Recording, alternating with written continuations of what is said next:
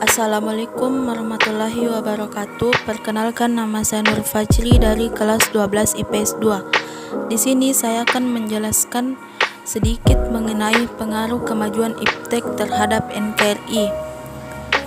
Yang pertama yaitu, apa itu iptek? Iptek adalah singkatan dari ilmu pengetahuan dan teknologi, yaitu sumber informasi yang dapat meningkatkan pengetahuan ataupun wawasan seseorang di bidang teknologi. Kedua yaitu pengaruh positif kemajuan iptek pada bidang pendidikan. 1. Memudahnya ilmu pengetahuan untuk diakses oleh siswa dan masyarakat lainnya. 2. Memunculkan inovasi baru dalam membangun dunia pendidikan. 3. Para siswa terbantu dengan adanya teknologi yang menggabungkan sains dan teknologi. 4. Penyampaian materi dari guru ke siswa terbantu dengan adanya internet dan alat teknologi lainnya. Siswa dapat melakukan berbagai perkembangan teknologi dan sains. Yang kedua yaitu pada bidang politik. Kemajuan iptek membuat nilai-nilai seperti kebebasan, demokrasi, dan keterbukaan berpengaruh terhadap kemajuan pikiran dan partisipasi bangsa Indonesia. Nilai-nilai ini akan menjadi alat kontrol yang baik bagi keberlangsungan pemerintahan yang bersih, adil, jujur, dan mampu menerima aspirasi dari masyarakat secara baik. Ketiga yaitu pada bidang sosial budaya. Munculnya internet dan gadget yang mampu telah mempermudah seseorang memperoleh informasi dari manapun dan kapanpun. Ini juga berperan dalam peningkatan efisiensi dalam aktivitas sehari-hari.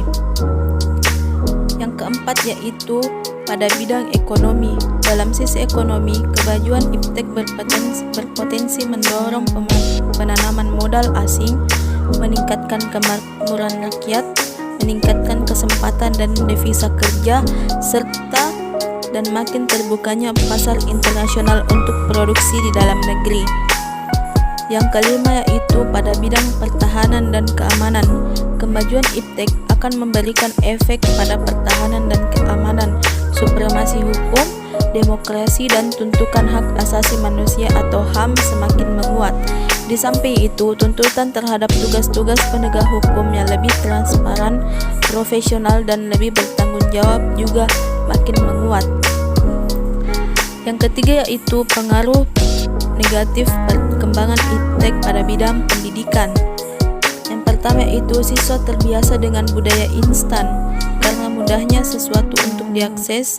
2. Banyak munculnya kegiatan jahat di dunia maya. 3. Siswa menjadi lalai dalam mengakses sosial media. 4. Budaya barat yang negatif masuk dengan mudahnya melalui dunia maya. 5. Kurangnya interaksi sosial karena mudahnya berkomunikasi dengan teknologi seperti handphone. Yang kedua yaitu pada bidang politik. Dengan berkembangnya iptek, maka tidak menutup kemungkinan nilai-nilai seperti kebebasan, demokrasi, dan keterbukaan bisa disalahartikan oleh masyarakat. Hal ini bisa membuat terganggunya stabilitas politik di dalam negeri. Ketiga yaitu pada bidang sosial budaya. Kemajuan iptek dapat memunculkan sifat hedonisme maupun gaya hidup konsumtif dan individualisme. Hal ini tentu saja memicu adanya kesenjangan sosial jika seseorang tidak mampu menerima pengaruh iptek dengan baik.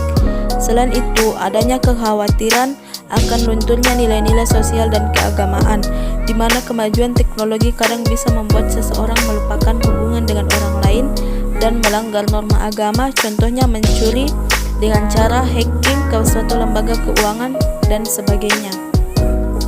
Keempat yaitu pada bidang ekonomi. Dalam bidang ekonomi, perkembangan iptek bisa merugikan lantaran dapat meningkatkan perdagangan bebas yang membuat terdesaknya produk lokal, timbulnya kesenjangan sosial akibat adanya persaingan bebas, kemungkinan perekonomian negara untuk dikuasai pihak asing yang lebih buruk, mekanisme pengaturan ekonomi sepenuhnya diatur oleh pasar sehingga pemerintah hanya sebagai regulator. Dan yang terakhir yaitu pada bidang pertahanan dan keamanan.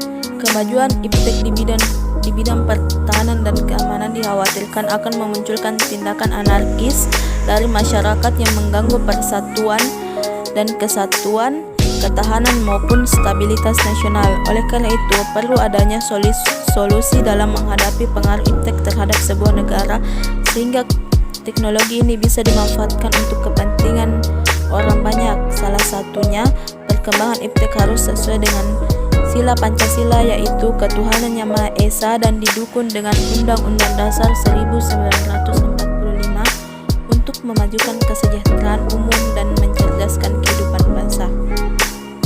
Demikianlah materi yang dapat saya sampaikan, kurang dan lebihnya mohon dimaafkan. Wassalamualaikum warahmatullahi wabarakatuh.